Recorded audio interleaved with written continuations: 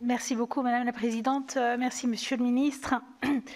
Je souhaiterais, moi, revenir sur l'usage des armes à feu, la problématique des armes à feu, qui joue bien souvent un rôle central dans les féminicides, comme par exemple à Moneto, dans Lyon récemment. Au mois de février dernier, vous avez, avec Gérald Darmanin et Marlène Schiappa, donné pour instruction la saisie systématique des armes à feu, et cela dès le dépôt de plainte. Qu'en est-il aujourd'hui dans l'exécution de cette décision ? Et les juges se posent-ils systématiquement à la question de la présence ou non d'armes à feu au domicile? Dans un département rural comme les Lyon, je peux vous dire qu'il y a à peu près au moins autant de fusils que de chasseurs, et ça fait donc pas mal d'armes à feu. Et je sais que quand ils sont saisis, souvent, il est ordonné de les rendre dans les 15 jours, hein, ce qui rend l'homme tout autant dangereux, mais juste 15 jours après. Ensuite... Alors, j'ai reçu un courrier, je voulais du coup avoir une confirmation. Il semblerait que l'appel d'offres du ministère de la Justice pour la prise en charge du numéro vert destiné aux victimes, le 116 006, prévoit une limitation de la durée des conversations téléphoniques sous peine de pénalité financière. C'est important parce que jusqu'à présent, il y avait bien des objectifs de durée, mais sans aucune pénalité. Or là, il semblerait qu'à l'avenir, 80% de ces communications devraient être, parle bien au conditionnel, c'est une vraie question, devraient être d'une durée inférieure à 6 minutes et les 20% restants devant être plafonnés à 9 minutes, sous peine, là encore, de pénalité financière. Donc c'est une disposition qui paraît très surprenante, surtout lorsque l'on sait qu'un appel dure en moyenne aujourd'hui 10 minutes, hein, puisque, enfin... La moyenne est peut-être inférieure, mais on sait qu'il y a aussi des appels raccrochés, etc. Donc une véritable conversation, c'est plutôt autour de 10 minutes. Et en 6 minutes, il s'agirait pour une victime de violences sexuelles ou d'attentats, par exemple, d'expliquer sa situation, de demander de l'aide. Dans le même temps, l'écoutant, lui, devra établir une relation avec la personne, l'écouter, répondre à ses questions, la conseiller, l'orienter vers une des structures adéquates. Donc, est-ce exact qu'il y aura cette limitation et des pénalités financières si jamais ces temps ne sont pas respectés?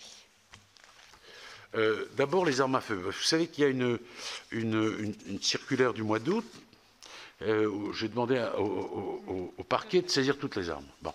Et on est en train de travailler avec le ministre de l'Intérieur, Gérald Darmanin, pour avoir un fichier qui doit restreindre, mais de façon drastique, pour ne pas dire qu'il doit interdire l'accès aux armes pour les violents, maris violents.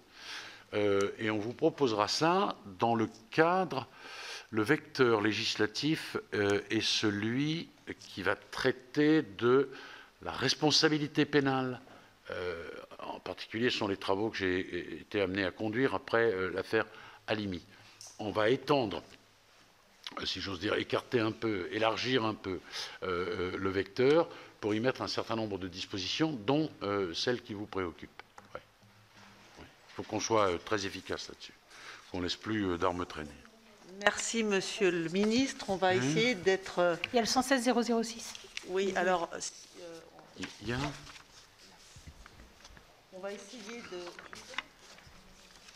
Le numéro 116. Les 6 minutes. 6 minutes, 9 minutes. Pardon. Ah oui, pardon. Alors, et puis après, on va essayer de se discipliner pour les interventions, parce que sinon, il n'y aura plus personne à la fin. Et il y a de nombreux collègues qui ont demandé des interventions également. Donc, pensez à eux également. Je vais vous dire qu'il est absolument inexact de dire que le ministère de la Justice, pour la prise en charge du numéro vert destiné aux victimes, prévoit une limitation de la durée des conversations téléphoniques sous peine de pénalité financière. France Victime, que j'ai reçu il y a peu de temps, me fait part d'un certain nombre de difficultés. Il y a en réalité, le but de cet appel est d'orienter. Mais naturellement, j'imagine qu'une femme qui a été violée, on ne va pas lui dire appelez tel numéro, au revoir madame. Surtout si elle est en pleurs, surtout si elle a du mal à raconter son histoire. Mais surtout. Donc il y a des temps moyens, évidemment. Et aucune disposition de l'appel d'offres ne prévoit la limitation des durées d'appel. On se réfère à des durées moyennes, ce qui autorise d'ailleurs des appels qui dépassent 6 ou 9 minutes. Donc j'ai lu un certain nombre de choses qui ne sont pas l'exacte réalité sur cette question. Et moi, je serai très attentif à ce que les victimes soient bien prises en charge. Ça me paraît quand même le b.a.-ba. C'est le premier contact téléphonique. Si on dit au bout de X temps, bah, écoutez madame, on n'a même pas le temps d'eux.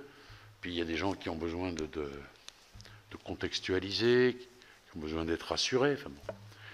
Donc je suis attentif à cette question. J'ai d'ailleurs lu dans la presse, ça m'a fait très plaisir, que France Victime disait que le ministre avait été très attentif à ce qu'elle disait, puis tout à fait légitimement. Je pense qu'humainement, on ne peut pas laisser ni croire, ni encore moins faire en sorte que les victimes ne soient pas prises en charge correctement dans cet appel. Donc on y travaille, on est en train de regarder tout ça.